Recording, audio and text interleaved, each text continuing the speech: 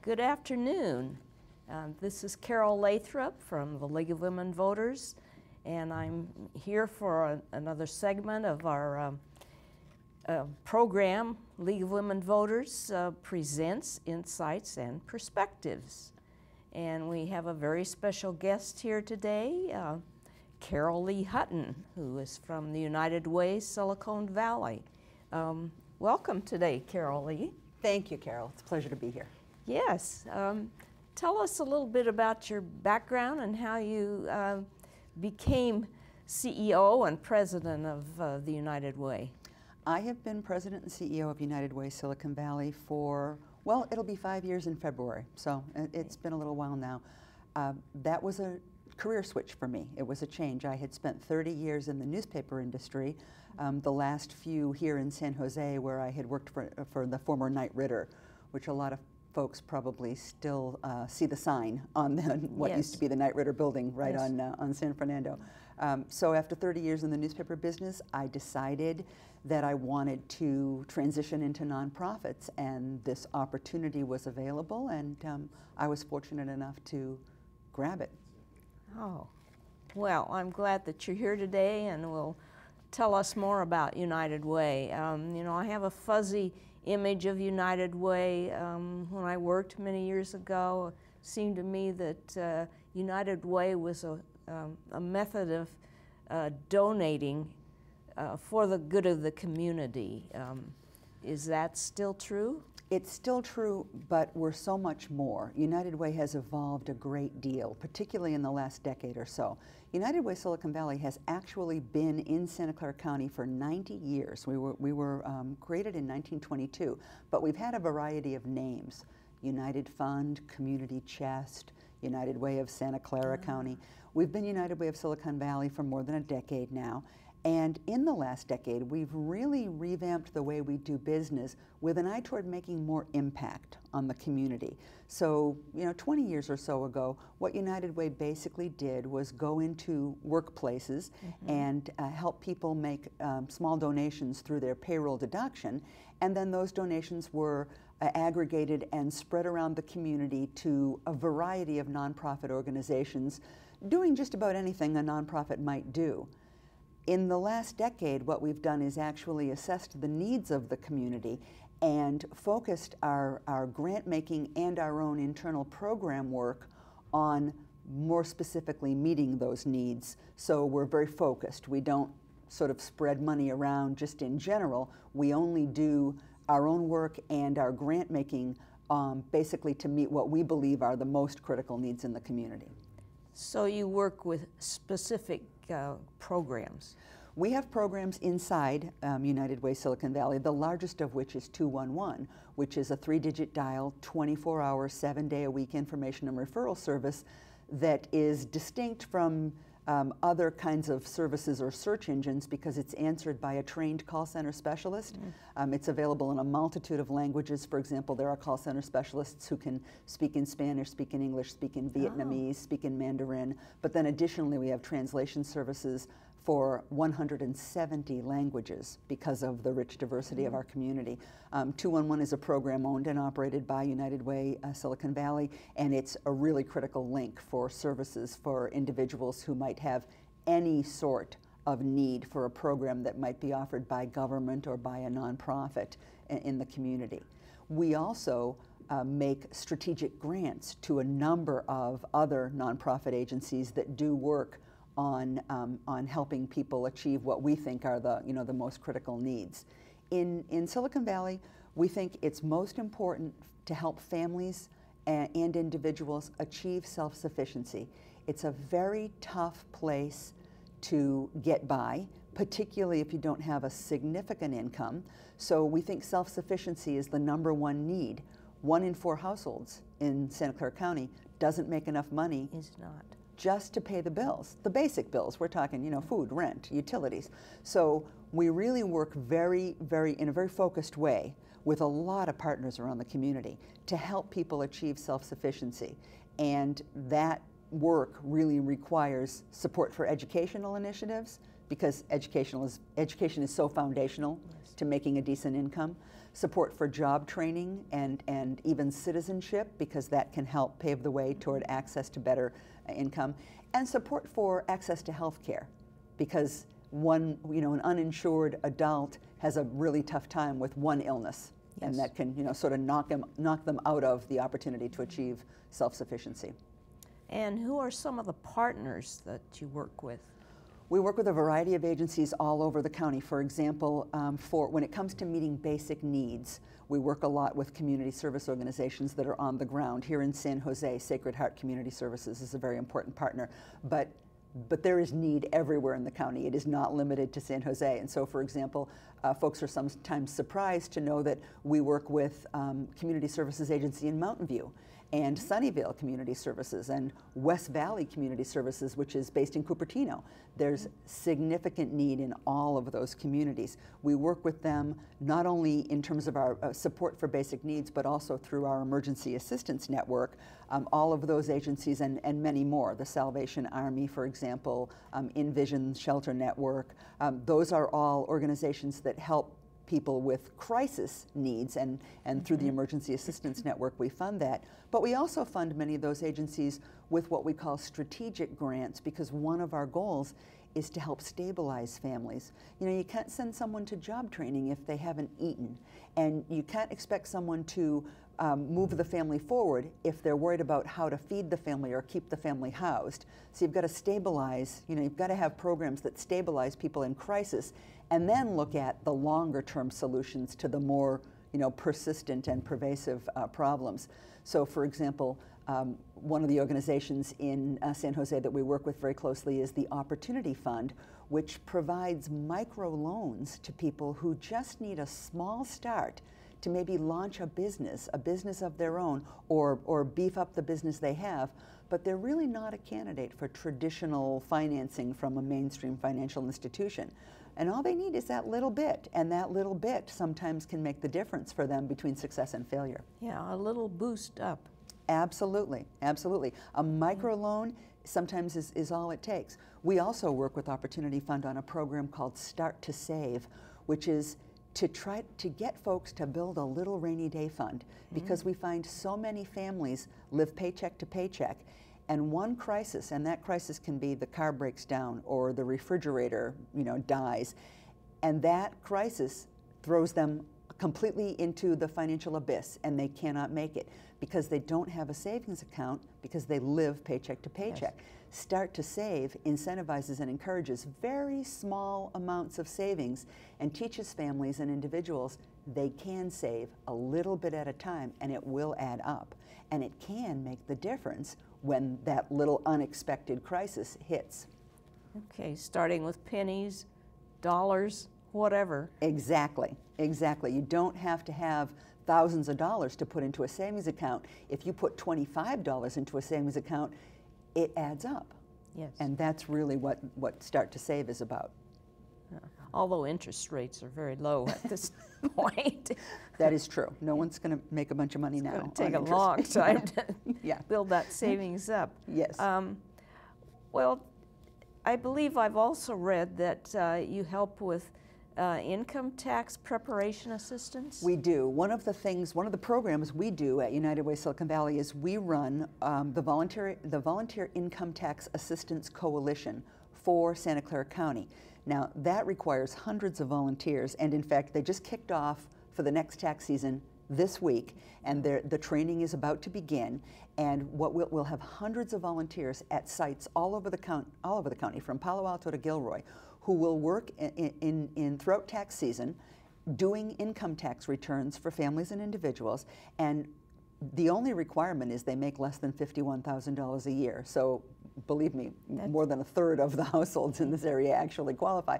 They are entitled to have their income taxes prepared for free, and we make sure that they get not only whatever tax refunds they might be entitled to, but they're also often entitled to earned income tax credits and child care tax credits.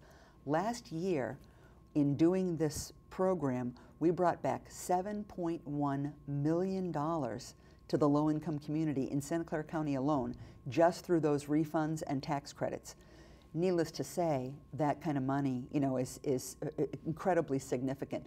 Sometimes a family that is, you know, getting by on $35,000, $40,000 a year ends up with a $3,000 tax refund because they qualified for these tax credits. Extremely moving experience for both the volunteer and the family, because that's incredible. You know, it's money that's really needed and put to good use by those households. I hope it is put to good use and not frittered away. For most of them, these folks, they desperately need this money. I mean, this is money that, you know, makes the difference for them in survival many, many times. So it's very significant. These are the Earned Income Tax Credit and the Child Care Tax Credit are federal programs that Congress enacted many years ago in an effort to help offset, you know, the extraordinary poverty.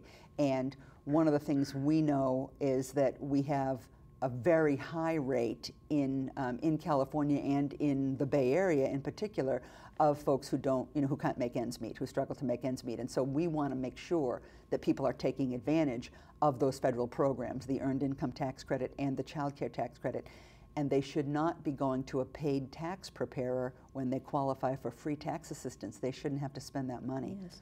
Yeah. Now, is this the same tax program that's provided for senior citizens? Yes, absolutely. There are many of the clients that come to the Volunteer Income Tax Assistance. In fact, one of the partners in the coalition is actually a whole section of it is run by AARP and specifically aimed at seniors. But yeah, it's very important because, you know, anyone with income obviously has to file taxes, regardless of where that income comes from, whether it's Social Security income or you know, job income. And we really can't afford to have people spending money on paid tax preparers. As we know, the average Social Security income in Santa Clara County is very low, and we have a significant and growing population of folks over age 65, and the trajectory for the aging of our population is considerable. You know, we have a low birth rate, and we have a significantly growing older population. So that'll just continue to be a population that needs to be served by programs like that. All right, we're going to take a short break now. The League has well, we call it a commercial, and it's called Facts, Fun Facts. And it's only 30 seconds long, but we can catch our breath and take a sip of water and learn a little bit more. Great. So.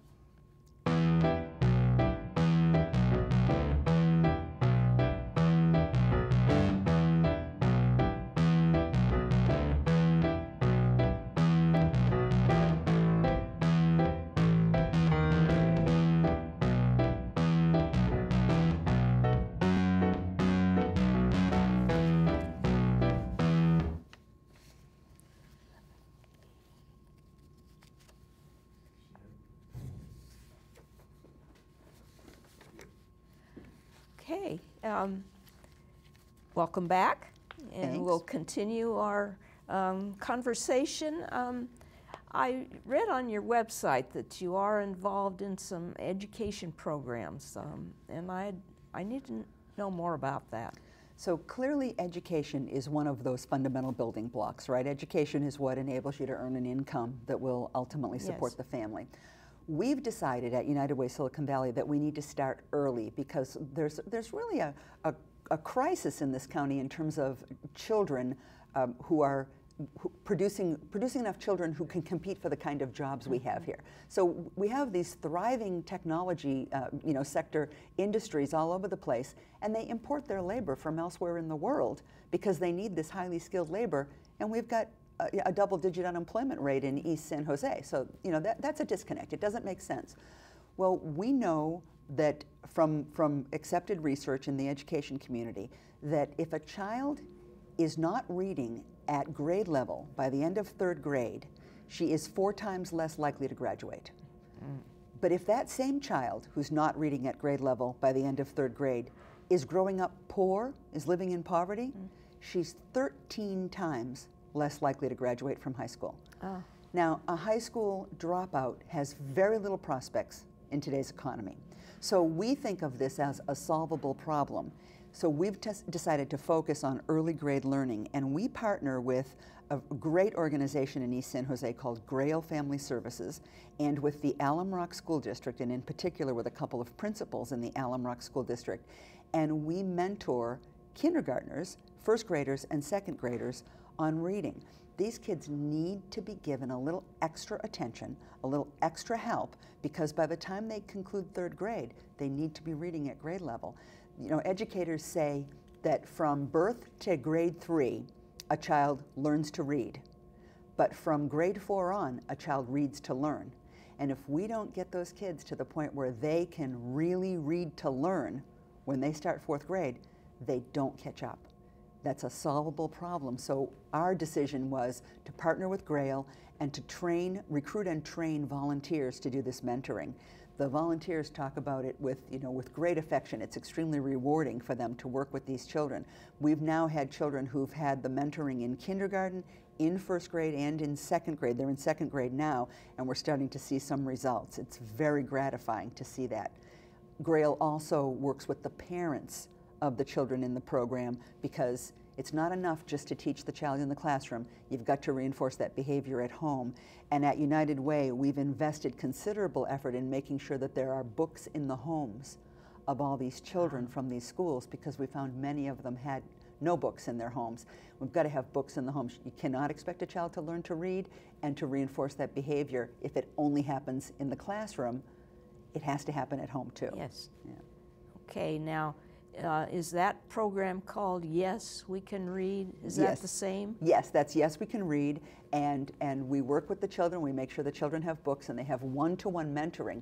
All the mentoring is done by trained volunteers. We recruit them and we train the volunteers. They go into the classroom for an hour each week, and the teachers are delighted to have the help. The principals help make it happen. It's really a good partnership. It's an excellent partnership, and it only works because the principals and teachers within the Alum Rock elementary schools that we deal with make it possible for it to happen. Okay, so the volunteers go directly into the classroom. They come to us first for training, and once they're trained, they go directly into the classroom and they work directly with that student. We have a few folks in our office who volunteer in the program, and they develop quite relationships with the kids that they mentor. They remember them, and they feel very special about it. And when we do a holiday program, we're doing holiday programs in December at several of these schools, where we make sure that the kids get Christmas gifts and get a book, so that they might read over the holiday break. They get very excited when they see their mentor as one of the folks doing the gift distribution, because it's a meaningful relationship to them. Okay. Now, do you also work with teenagers? We do some work with teenagers in partnership with another organization called the Breakthrough Collaborative, and that's both mentoring and tutoring. Teenage years, tough years. Kids go through a lot of changes. They go through physical and emotional changes, and it's a hard time. And so we this year started working with Breakthrough. Actually, last year started working with Breakthrough and training folks. Some people are more comfortable working with older children than younger children, and they have more to offer being a mentor to an older child than to a younger child. Yes. So we partner with Breakthrough Collaborative on mentoring, and in some cases straight academic tutoring for these kids, and of course, again, it's based on helping make sure these kids stay on track, because they absolutely need that high school diploma and some access to something post-secondary. Could be a trade school, could be a community college, could be a four-year institution, could be a craft trade, with one of the unions, but they need something. It's just really tough these days to support even yourself, let alone your family, without a high school diploma and some post-secondary education. Yes, especially in the valley with the high rents. Yes. Yes, everything's high. This is a very expensive place to live, and it's really hard for people who sort of live in the margins of the community to get by here. And it's easy to lose sight of that, because we think of Silicon Valley as a place of great wealth and abundance, and in many ways it is. Yes. But there's also great poverty. Yes, and that's sad.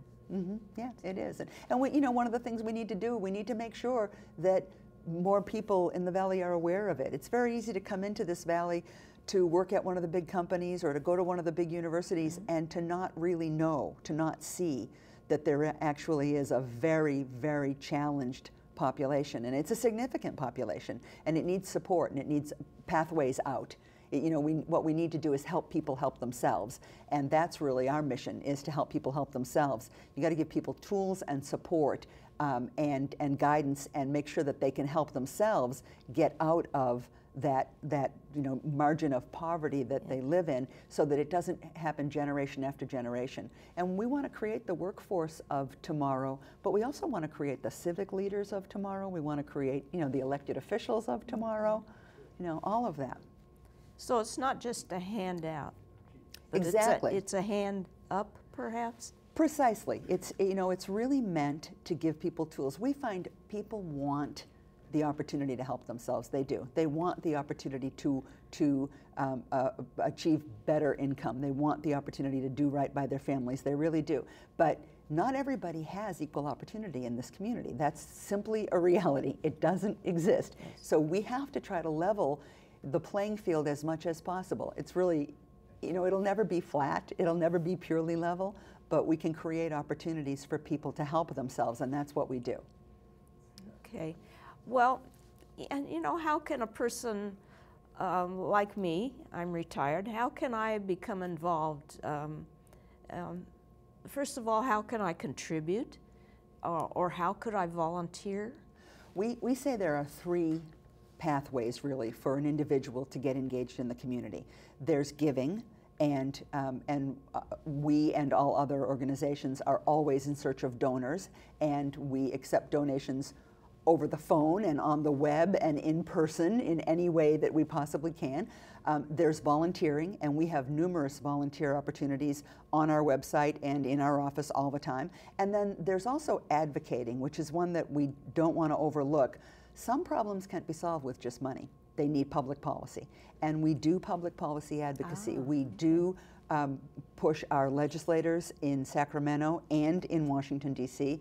We do try to make sure that we're looking out for the issues that are really important to the folks that we consider to be our constituency. And so we absolutely do call upon people to engage in public policy advocacy as well. So giving, volunteering, and advocating are three excellent pathways for anybody to become involved in the community.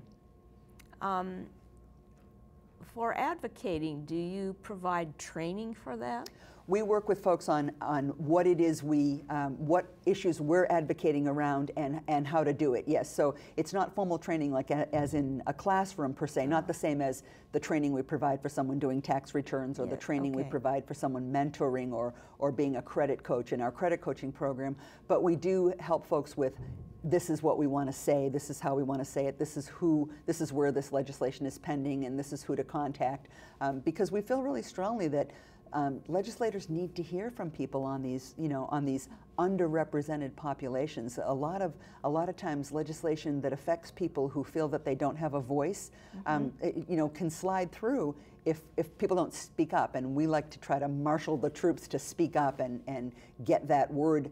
That we're paying attention, that others are paying attention, and we're fortunate to actually have great relationships with several of our elected officials locally and in Sacramento, who understand what it is we're trying to accomplish and are willing to listen, at least, even if we don't always agree. Oh, that's good news. Yeah. So you do go to workplaces also. Yes, at United Way we have several different sort of what we think of as fundraising channels, and one of those, the oldest and most traditional, is going to a workplace and talking to the folks in that workplace and letting them donate through payroll deduction, which is a very easy, you know, sort of painless way for people to donate. Yes. Much easier to have a few dollars come out of your paycheck than to sit down at the end of the year and write a big check. So we absolutely still do that. We also have a lot of donors that come to us just as individuals, community donors, and we also receive funding from foundations and corporations, mostly specific funding to do the work. You know, we get support. The IRS, for example, helps fund the voluntary income tax assistance program. So, you know, we have some government support, but mostly it's private, mostly foundations and individuals. And those individuals can either be in a workplace or just members of the community who choose to donate. Okay, so in addition to the employees of a corporation, the corporation itself will make a donation. Many corporations actually have great corporate foundations and corporate giving programs, and there are many in Silicon Valley that have been incredibly generous and that fund, direct support to our programs. And you utilize some of the people who are in the higher echelons of a corporation. Can you borrow them for their expertise? We do sometimes do that. Mostly what we do, we used to call upon corporations to lend us people, and some still do. From time to time we'll have a program called Loaned Executive where we'll borrow somebody from a company and they'll come in and work on what we call the campaign season, the fundraising season. But we're more likely to ask that level of person to be on our board or on one of our committees. We have a lot of volunteer work that drives our organization. We're governed by a volunteer board of directors. We also have numerous committees that have volunteers who, beyond our board members, who serve on them. Everything we do actually is really driven by volunteers. We're 36 people on staff. We would accomplish so little if it weren't for the work of volunteers. Ah, wonderful. Let's see. I think I have one more question if I can remember what it is. You had mentioned to me earlier that you were curious about sort of how United Way Silicon Valley fits into United Way, across the country and across the world. And yes. United Way is really, it's a global organization. I mean, it's in 40 countries. And we are what's called an affiliate.